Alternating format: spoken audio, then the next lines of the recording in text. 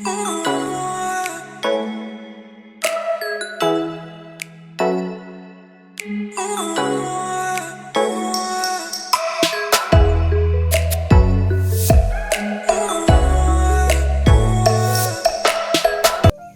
kali ini, kita akan membahas tentang sifat komunikasi organisasi. Yang pertama yang harus kita bahas yaitu, apa sih komunikasi itu? Pentingnya komunikasi dalam kehidupan manusia, sebagaimana yang dikemukakan pada bagian terdahulu, tidaklah dapat dipungkiri, demikian pula halnya dalam suatu organisasi.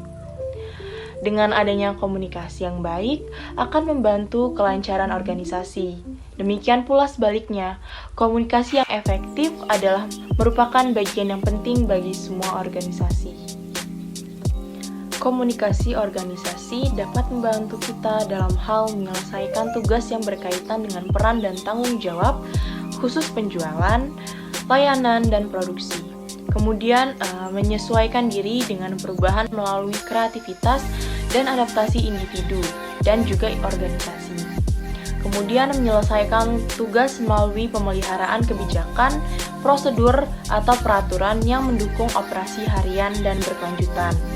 Lalu mengembangkan hubungan di mana pesan manusia diarahkan pada orang-orang di dalam organisasi, sikap, moral, kepuasan, dan pemenuhan mereka.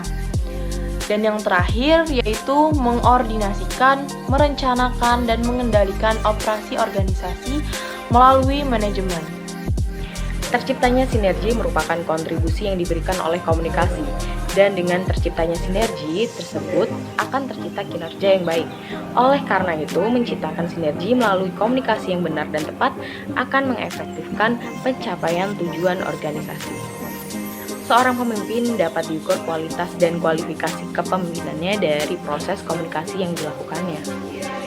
Komunikasi organisasi menyampaikan dan menafsirkan pesan-pesan di antara unit-unit komunikasi yang merupakan bagian dari fakta atau keterangan-keterangan organisasi menurut Face and Fowles pada tahun 1989 pada buku halaman 17.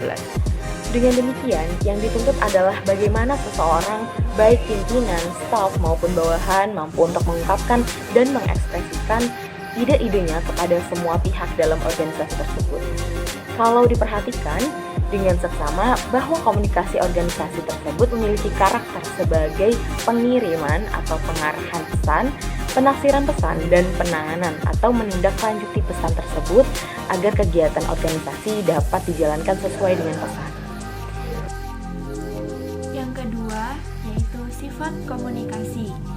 Ono Ucana Effendi dalam bukunya Ilmu Komunikasi, Teori dan Praktek menjelaskan bahwa komunikasi memiliki sifat-sifat.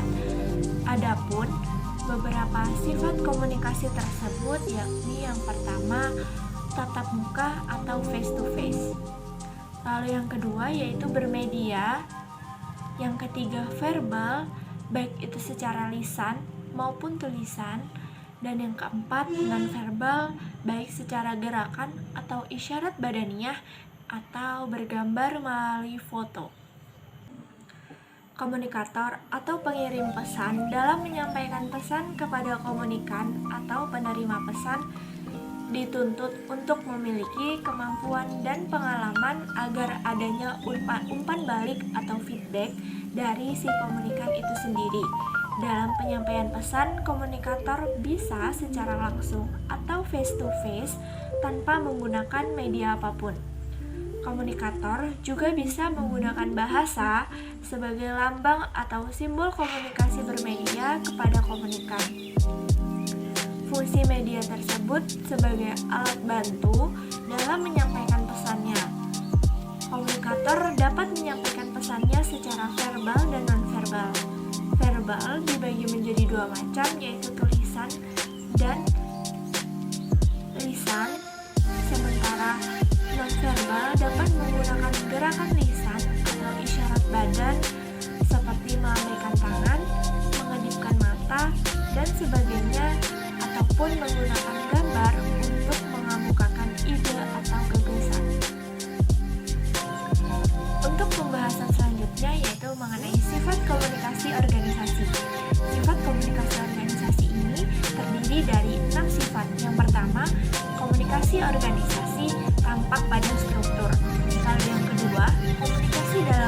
organisasi berfungsi mencapai tujuan sistem organisasi. Yang ketiga, komunikasi adalah organisasi itu sendiri. Yang keempat, komunikasi organisasi menjelaskan hubungan antara individu dalam organisasi. Yang kelima, komunikasi organisasi menggambarkan dinamika kelompok. Dan yang terakhir, komunikasi organisasi membangun eksistensi organisasi.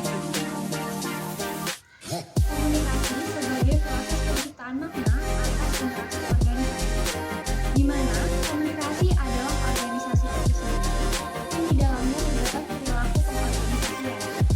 Organisasi dipahami sebagai orang-orang yang berinteraksi dan memberi makna kepada interaksi tersebut, sehingga komunikasi sebagai pembentuk organisasi.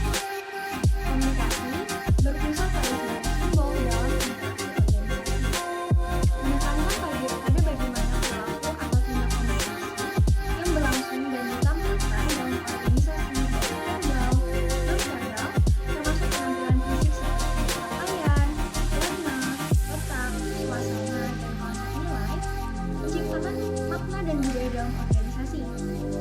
Dalam pengambilan keputusan, maka komunikasi dipandang sebagai landasan keputusan. Komunikasi dipandang sebagai pencipta organisasi itu sendiri, mencipta budaya, mencipta nilai dan perilaku. Oke, membahas sifat komunikasi organisasi SPI. Need to know about sekilas tentang SPI atau Serikat Petani Indonesia. Pada awalnya bernama Federasi Serikat Petani Indonesia atau FSPI. Organisasi ini dideklarasikan pada 8 Juli 1998 di Kampung Dolomareja, Desa Laburopa, Kecamatan Bandar Pulau, Kabupaten Asahan, Sumatera Utara, oleh sejumlah pejuang petani Indonesia. Kelahiran organisasi petani ini merupakan bagian dari perjalanan panjang perjuangan petani Indonesia untuk memperoleh kebebasan menyuarakan pendapat, berkumpul, dan berorganisasi guna memperjuangkan hak-haknya yang telah ditindas dan dihisap oleh rezim Orde Baru selama 33 tahun.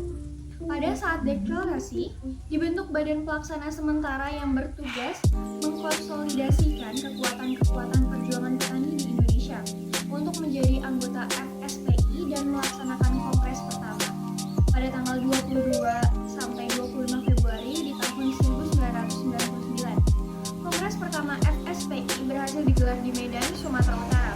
Seiring dengan perkembangan zaman, tantangan yang dihadapi organisasi perjuangan kaum tani semakin besar. Kekuatan kapitalis neoliberal semakin memikirkan rakyat dan kaum petani, sehingga timbul kesadaran untuk mengkonsolidasikan kembali gerakan petani. Dalam kondisi seperti itu, muncul keinginan untuk mengubah bentuk dan struktur organisasi dari yang semula berwatak federatif menjadi organisasi. Perubahan bentuk organisasi dari federatif menjadi kesatuan federasi